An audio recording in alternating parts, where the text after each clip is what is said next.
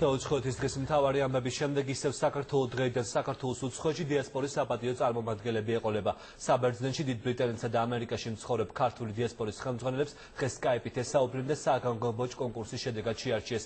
გადაწყვეტილება მინისმა საპატიო საკონსულტაციო საბჭოსთან მსჯელობის შემდეგ მიიღო. პროექტის ავტორი თავად პაპუნა დავითაია.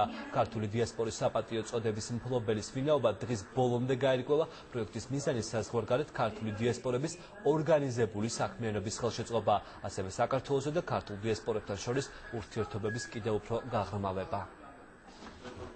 ჩვენს სულ მალე ექნებათ საშუალება, რომ საქართველოს სახელმწიფოსთან იურთიერთონ უშუალოდ და ის ორგანიზაციები, რომლებიც აქამდე ღირსეულად მუშაობდნენ ქართული კულტურის და საქართველოს წარმოსაჩენად ამა თუ იმ ქალაქში და ქვეყანაში, უკვე ძალიან ახლოს და უშუალოდ ჩაებებიან საქართველოსთან კონტაქტში ქართული სახელმწიფოს წარმომადგენელი, მათ უშუალოდ იქვე ეყოლებათ. რამდენიმე კრიტერიუმით ხელმძღვანელობთ, როდესაც ვარჩევთ ამ კანდიდატურებს, ერთ-ერთი მთავარი არის, რომ კარგად იცნობდეს იქაურ გარემოს, იქაურ კულტურას და ადაპტირებული იყოს ესა თუ ის წარმომადგენელი.